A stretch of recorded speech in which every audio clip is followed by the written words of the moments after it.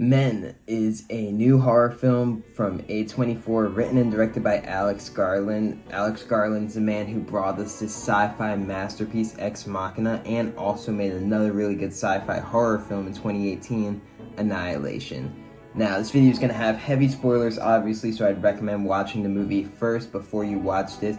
In order to explain the events of Men and what happens, I have to talk about it in chronological order. So throughout the film, we're shown flashbacks to this traumatic experience that our main character Harper, played by Jessie Buckley, experienced that led to her renting a home to get away in the springtime for a little mental vacation from what she experienced. Harper and her husband James were having a fight one day because Harper was requesting that they get a divorce, and James threatens her that if she wants to divorce him and goes ahead with getting a divorce, he will kill himself. This leads to a fight that breaks out into James punching Harper. He climbs up onto the floor above him. It's a bit of a mystery whether he was trying to climb from their balcony back into Harper's apartment because she kicked him out, or if he was trying to kill himself. But either way, we see him fall ultimately to his death, and we later see his body, and it is a very graphic scene where his forearm is split all the way down the middle, his leg is snapped in half, and his body is just a bloody mess. Before James killed himself, he said that if you divorce me, I will kill myself, and that will be on your conscience and on your hands, and it will haunt you for the rest of your life. James delivers on his promise because Harper moves to this new town and is subjected to a series of traumatic and terrifying events by all these different men that she meets that are all played by Rory Kinnear. And there's a few themes in the film of men, but I think the main theme, the most important one in a way, is the toxic masculinity trait. Now, Rory Kinnear plays multiple different characters in this film, and every single man in this film played by Rory Kinnear has a toxic trait in a way that is left to haunt and terrify our main character of Harper. We have our landlord, who she rents the home from, who seems the nicest of all the men, but he has a toxic trait in that he won't let her make her own decisions. He won't allow her to bring her own bags into the home when she insists. When she goes to the bar, he won't allow her to buy her own drink, even though at first it's a nice gesture. But when she insists and asks multiple times, he tells her no, eventually telling the bartender that her money is no good here. We then meet a character called the Vicar, probably the creepiest of all the characters. And Vicar has the toxic traits of being very sexually repressed and is very much a creep, and also blames Harper for the death of James. Harper tells him the story of what happened with her and James, and Vicar says, have you ever thought about that if you had allowed him to apologize after hitting you, maybe he wouldn't have died? Then putting James's death onto Harper, much like James put his death onto Harper when he said, if you divorce me, I'll kill myself, and that will be on your hands. My death will be on your hands. As if it's not on James' hands, it's Harper's fault. Vicar says, if you would have allowed him to apologize after punching you in the face, then maybe he wouldn't be dead. So it's on your hands. We meet these two guys at a bar that don't say much, but they're very, very silent and violent looking types, very creepy, and you could tell they're the types that come home and rape their wife. We meet a naked dude who is essentially stalking and hunting down Harper throughout the entire film, but I will get to the naked dude later. He is perhaps the most important man that Harper meets throughout the whole film. We meet a police officer who arrests this naked character and then lets him back into society and dismisses Harper's entire fear of him entirely and just says, well, if you see him again, just give us a hoot. He's harmless in every way. Because he's harmless to the police character because he's a naked, weak old man, but he's not harmless to Harper because he's a naked creep trying to break into her home, but the police completely dismisses her of this. We're seeing a pattern of all these men that dismiss Harper's feelings and subject their own feelings onto her, blaming them for James's death. The Vicar is so sexually drawn to Harper, and he justifies his own sexual assault of her by saying, you look this way and you're doing this to me, and I can't help myself because of the way you're looking and the way you're dressing. We meet this teenage boy who asks Harper to play a game, and because she doesn't want to play a game, he calls her repeatedly a stupid bitch.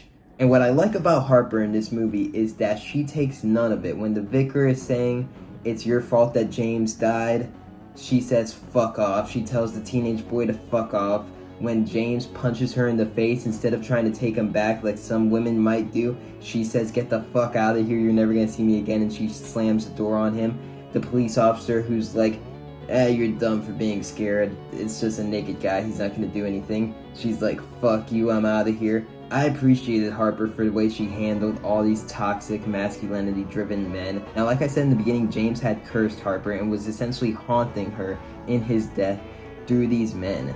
And this becomes most obvious when the naked dude sticks his hand in through the door and Harper stabs him with a knife and cuts all the way through his hand. And then we see all the different men have this same wound where their arm is split down the middle. And if you remember back to the beginning of the film when we saw James's death when he jumped off the balcony, his arm was caught on a hook and it was split down the middle. His leg was also broken, and we see after Jeffrey crashes the car, his leg breaks when he's walking. That is almost where we learn that this is James haunting her from his death. Now, what's up with the naked dude? The naked dude is an element and almost a different theme in this movie entirely. He is essentially the Green Man. Now, if you know about the Green Man is someone that we saw in The Green Knight. This is described as like a half man, half tree, and it's someone who symbolizes rebirth and procreation. And this movie has an Adam and Eve element to it, where the Green Man and Harper as Mother Earth are meant to procreate and create life. Except in this case, Eve refuses. Eve is constantly running from this man, being like, "Fuck you, I'll cut your arm open," and everything. And so we see what happens if women refuses to procreate with men. The men just give birth to themselves, and that's where we have that horrifying, disturbing scene of men giving birth to themselves over and over and over again out of different sockets, where there's a vagina on their back, there's a vagina down there. At one point, James is birthed out of the mouth of Jeffrey, I believe. And after all this, we finally have a scene where James, from the death, is sitting on the couch with Harper, and Harper asks him, "What do you want from me?" And he says, "Your love." So once again, we see the selfishness of men and the selfishness of James, who is not asking Harper what she wants, how does she feel when she's asking for a divorce. It's not about her ever. It is constantly, "I want your love, or I'm gonna do horrible things to you. You owe me your love." And he's basically threatening her into loving him. "I'll kill myself if you don't love me. I will stalk you until you procreate with me." Vicar says, "It's your fault that you dress like this and you look like this, and that's why I'm going to sexually assault you." The kid says, "You're a stupid bitch because you won't play games with me." Everything is Harper's fault in the eyes of the men in this film. So this film is essentially a supernatural film in a sense, because James has placed a curse on Harper, and it's essentially about the toxic masculinity of men and shows the horrible traits that a lot of men, and I think even if we don't think we have it in us, a lot of men, and probably every man, has some sense of toxic masculinity in them. And maybe, hopefully, this film will make you think about that when you're walking out of the theater. Now I'm going to give my thoughts on the film. I think the message of this film is pretty powerful, and it would make men look inwards internally more if Alex Garland didn't alienate the audience and hide his messaging so much. This movie is very disturbing, it's very strange, it is pretty scary, and it is very, very thought-provoking. I have not stopped thinking about this movie since I saw it last night, and I would not shut up to my girlfriend about all the different things that happen in this movie, but I was like, I'm glad you didn't go see it with me, because you definitely would have hated it. First of all, I think it's a very unpleasant movie to watch. It's pretty terrifying, which I liked, and it's no jump scares, it's actual horror.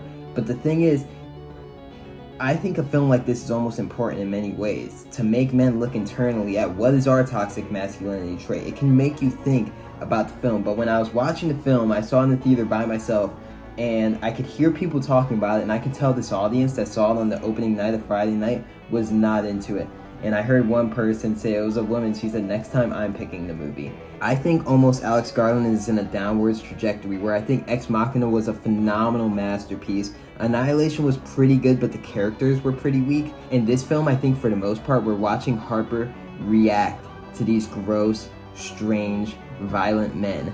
But after a while, you're watching 2 hours of our lead character reacting to gross, violent, strange imagery, and it becomes a bit much to watch, and it becomes a bit exhausting to watch. And that final scene in the house, where we're in the house for like 40 minutes seeing insane, disturbing men giving birth to each other over and over and over again. Different scenes of men trying to break into the rooms that Harper's in, and Harper just doing absolutely nothing but just standing there shaking with a knife. And then she runs to a different room and they break in that room. She stands there and shakes with a knife, and then she runs in the street and essentially allows Jeffrey to steal her car and then chase her down with her car. Like, she makes a lot of dumb horror movie character decisions here, and it was quite frustrating to watch. I enjoyed Men, and I think the concept of Men is just absolutely genius, and that's the thing with Alex Garland, the same way I felt about Annihilation. The concept is genius, the filmmaking, the cinematography, so many things work here, but the characters become frustrating to watch after a point, and I think in Men he almost gets a little bit too weird for his own good. If he wants to strike a chord with audiences and make men look inwards at their own toxic traits and make you think and talk about this film afterwards, you can't alienate them as much with the weird fucking imagery that you're gonna do over and over, and just get weirder and weirder to the point that you're gonna turn off a lot of people. And I can imagine a lot of people walking out of this movie. So I think it was a genius concept. I really appreciate this movie, and it's a very thought-provoking movie, especially after some of the static noise movies we've been seeing, like Doctor Strange and shit, that you watch it and you're just like completely turn your brain off and don't think. I love films like this, but don't alienate your audiences too much, because this is an important film, I think.